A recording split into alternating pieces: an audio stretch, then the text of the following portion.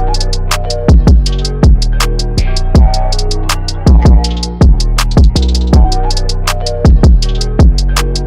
what's up everybody? It's Nick from Rise Up Sports and I'm back with another video. Today it's a good one. It's starting my NFL rankings for this next upcoming season, which is the 2022-2023 season. I'm going to be ranking every team. This video is going to be the AFC North, but I'm going to go AFC North, South, East, West, and then NFC North, South, East, West. So this video is just going to be the AFC North, and I'm going to give you my, kind of where I think they're going to win, how many wins they're going to have, and kind of give you like my low end, what I think they can do, my high end, and kind of like how I think they're going to play out and like what kind of to expect. I might do another video in the future of like games to watch out for these teams, or like games that I think will be big ones. This video is not going to be that. It's just going to be ranking. So let's get into it. So here I have a tier list kind of to do this. I just thought it was the easiest way for y'all to be able to see something while I'm doing it. Just makes it easier than just listening to me for 10 minutes on this. So I'm just going to be doing this at 0 to 1, 2 to 3 wins, 4 to 5, 6, 7, 8, 9, kind of in that order. I'll tell you exactly how many wins I think they're going to have, but kind of the easiest way I could think of to do this. So AFC North, I'm going to start with the Cleveland Browns. So I'm going to give you where I think they're going to be, and then I'll explain. So to me, the Cleveland Browns this year are a 6 to 7 win team. And I know that's going to shock a lot of you probably, because y'all probably think the Browns have a better chance this year. You're like, oh, Nick, they have Deshaun Watson now. That's a massive upgrade from Baker, talent-wise. And yes, talent-wise, it is a massive upgrade.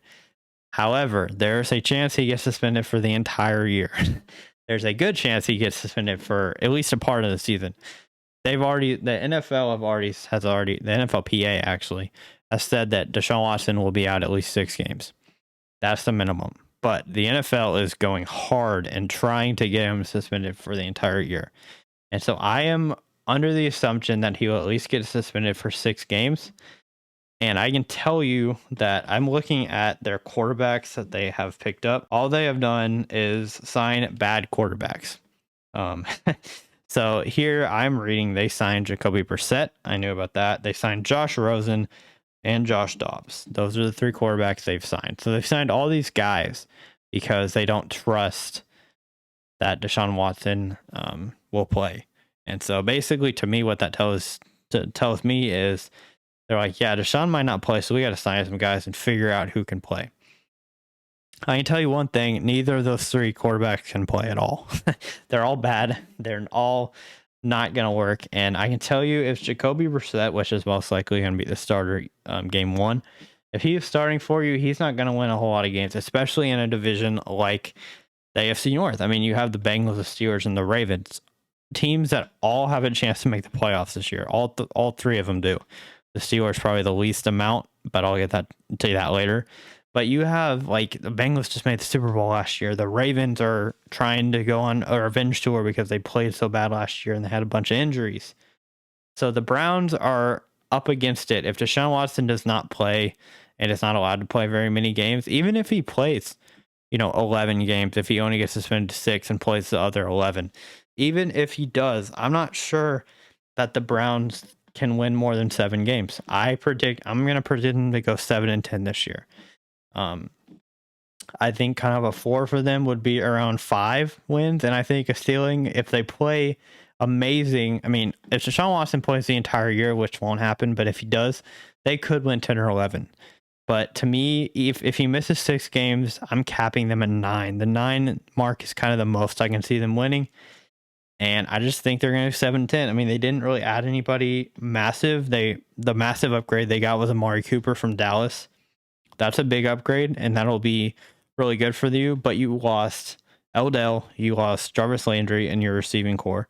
So now you have Amari Cooper and Donovan Peoples-Jones as your 2 receivers. Like, I don't really trust that. You have, 2 of the best running backs in the NFL, or at least the best running back tandem in the NFL. That'll help. But then, your defense, it's decent. You have a good defense. Not like amazing or anything, but they're good. With Myles Garrett, obviously, leading the charge. But then you just don't have a lot of offense. And I'm not worried that your offensive line is not going to be good next year. Like you have some decent players on it. I mean, last year was amazing. You still have Jedrick Wills, Jack Conklin. Those are great tackles, but then the inside doesn't look so great. I just don't really trust a team led by Jacoby Brissett as kind of my ranking there.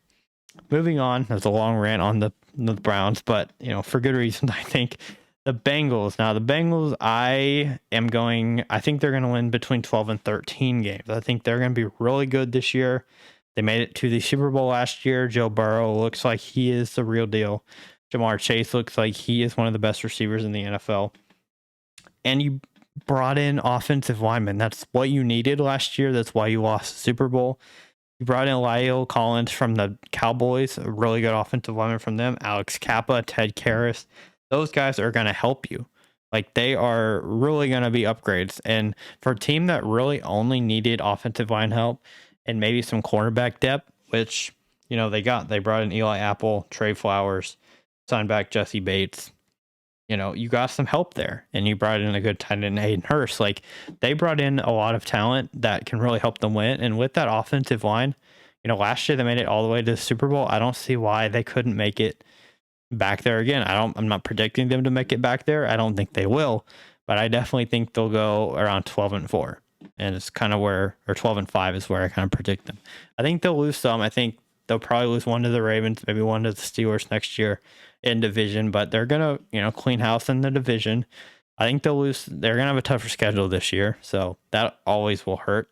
But, 12-5 is not shabby. That's going to be one of the top seeds in the AFC.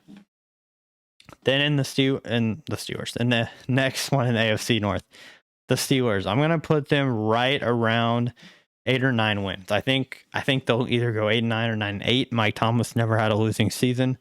I don't predict him to have one this year. I think they'll go around 9-8. This is kind of where they were last year.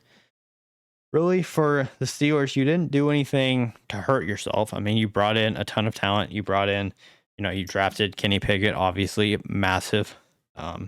Mitch Trubisky might start, which I really wish Kenny Pickett would just start. Honestly, I'm a Steelers fan, so I wish he would just start. But Mitch Trubisky might start, and that's not a terrible option. Your offensive line's better. You brought in Mason Cole, James Daniels. And then really the biggest upgrade to me was bringing in Miles Jack at linebacker. That is going to help you tremendously with the Miles Jack and Devin Bush linebacker core. That is going to help tremendously. And so I think that's the biggest reason, and some offensive line help. That's going to help a lot.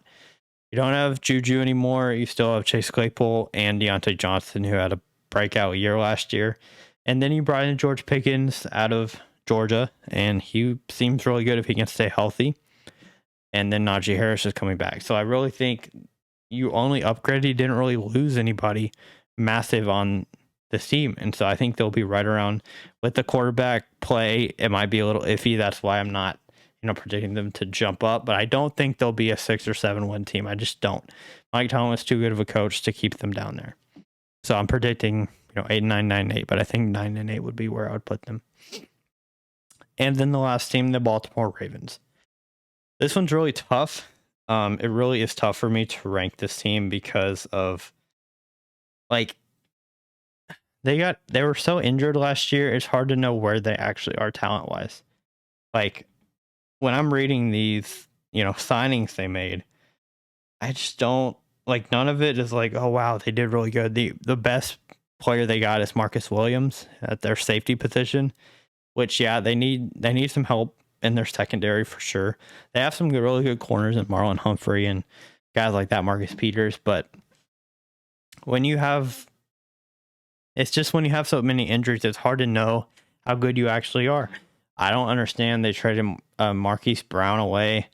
It's that was your only weapon really, and now you it's just what do you do now? I just don't understand. I'm not sure why they did that. And so for me, it's hard to even rank them. And I'm kind of not ranking them yet until I talk myself into a ranking because I don't really know. It's just really hard to put them anywhere. I think they're going to be around where the Steelers are at 8-9, 9-8. Lamar is too good, and their coach, John Harbaugh, is too good for them not to get there. But I just and they have really good talent. Like, they have a good offensive line. They have some good running backs. Lamar's great. And they have some pretty good defensive players too. And so I just don't think they can go. For me, it's really, I don't see them jumping up to like a 12, 13 wins, but I don't see them dropping down to a 4 or 5, 6 wins. 7 to 9 wins is kind of where their range is to me. Like, I think they'll be able to beat the Browns probably twice. They'll probably beat the Steelers once. So those are 3 wins in division. I don't think they could beat the Bengals. I really don't. I just, maybe once. So maybe that's 4 wins from the division. But, if you're asking them to win, 6, 7 of their other, 11 games, like, it's iffy, man. Like, I don't know. And so that's where I think they are. So if I had to rank this division, honestly, I would go Bengals, Steelers, and Ravens right behind them, and then the Browns. That's kind of where I'm at with that. Like, I just don't know about this division. It's really tough to rank. Bengals are a clear number 1. To me, the Browns are a clear number 4 in this division. And then in the middle, Steelers, Ravens, you can go either way. Like, the Ravens, better quarterback, less certainty on like the players that they have. Like, their weapons just aren't that great.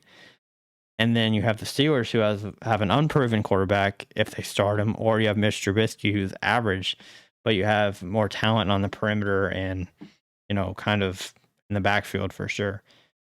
So it's just really tough. And for the Ravens, not knowing where J.K. Dobbins is going to, like, how he's going to play is another tough one. But that's kind of what I have to say about the AFC North. So next will be AFC South. So let me know if you want to see that video. Of course, I'm going to make it. But, if you really want to see that, I'll upload that next. And thanks for watching so much. And I'll see you on the next Rise Up Sports.